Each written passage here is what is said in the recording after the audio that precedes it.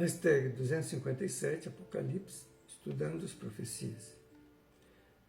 A palavra traduzida por iguais em grego, ISOS, Isos, pelas definições dadas por Basil Henry Lindell Hart, historiador, e Scott Hahn, sabemos que pode ser usada para sugerir ideias de proporção e altura.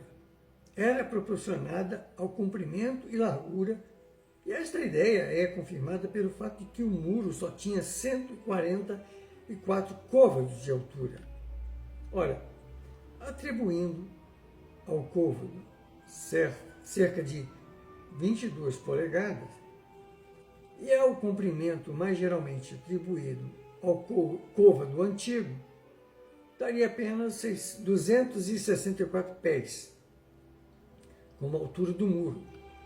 Ora, se a cidade é tão alta quanto comprida e larga, isto é, 375 milhas, este muro de menos de 300 pés seria, em comparação, extremamente insignificante. É provável, portanto, que a altura dos edifícios da cidade seja julgada pela altura do muro, que é distintamente dado. Segundo as medidas expostas, a Nova Jerusalém tem de perímetro 2.400 quilômetros, ou seja, um quadrado de 600 quilômetros de cada lado, e com um muro de 80 metros de altura. Para dar uma ideia, a cidade ocupará uma área equivalente a 4 vezes a área de Portugal continental. O seguinte comentário ao versículo 16 deste capítulo 21 do Apocalipse, o versículo que apresenta as dimensões da cidade, a cidade celeste, é sem dúvida correto. Tem-se concluído do texto que a cidade, a Nova Jerusalém, deve ser tão alta quanto comprida, e o seu comprimento será de 12.000 estádios, ou 1.500 milhas.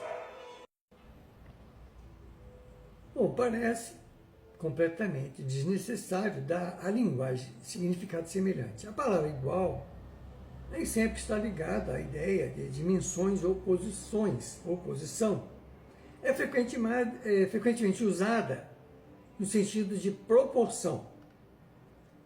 Se disséssemos que o comprimento, largura e altura da cidade estava em proporção, não violentaríamos a linguagem.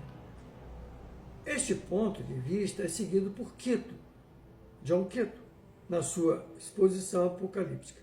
Outro autor das leituras sobre o Apocalipse apresenta a mesma ideia com estas palavras. A linguagem, porém, pode ter outro significado e é muito mais natural. Não é que o comprimento e a largura e a altura fossem individualmente iguais uns aos outros, mas iguais a si próprios. Isto é, o comprimento era por toda parte o mesmo, a largura por toda parte a mesma, e a mesma altura era perfeita, simétrica em todas as suas proporções. Isto é confirmado pela afirmação clara de que o muro tinha 144 côvados de altura, ou 216 pés, altura conveniente para um muro, ao passo que se diz que o seu comprimento era tanto quanto a sua largura.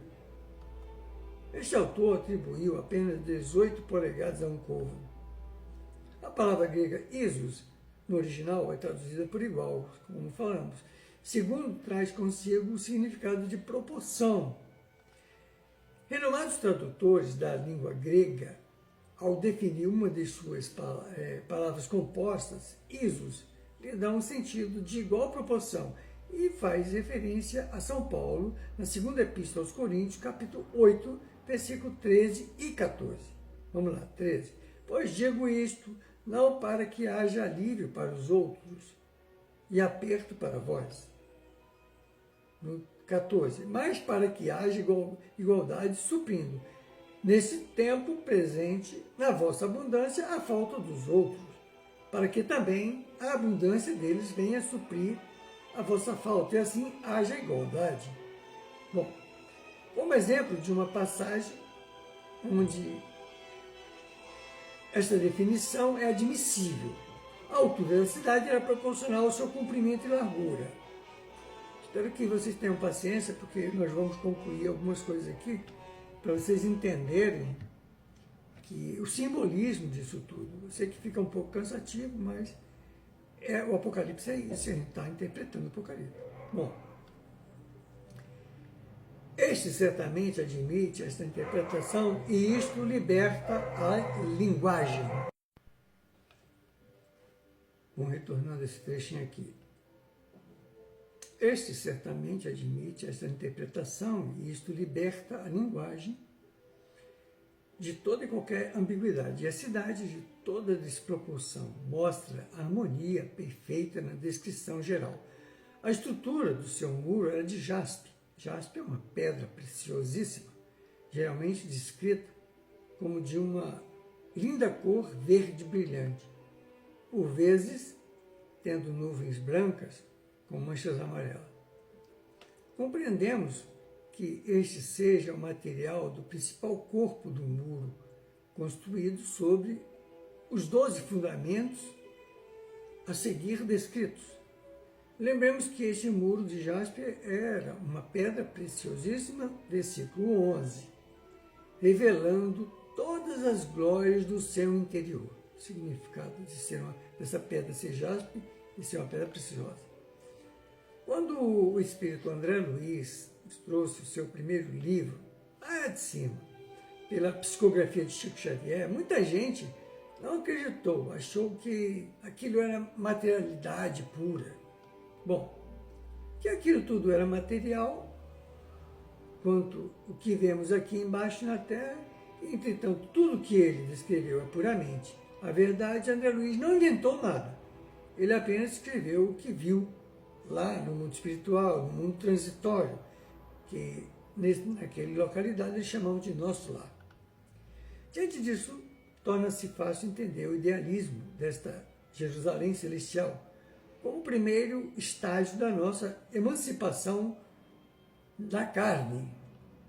A evolução não se processa por saltos, a natureza não dá pulos, isto é, da sabedoria antiga. Isso é uma coisa que a gente já viu tantas vezes, ouviu tantas vezes. Nossa evolução é lenta, mas começa assim, do mineral para o vegetal, do animal para o hominal, e segue em rumo ao angelical, e ao arcanjo angelical, ao cristianato, até se integrar no próprio Deus. Claro que esta escalada é muito mais complexa do que expus aqui, mas é só para apontar uma ideia de como é a evolução do espírito.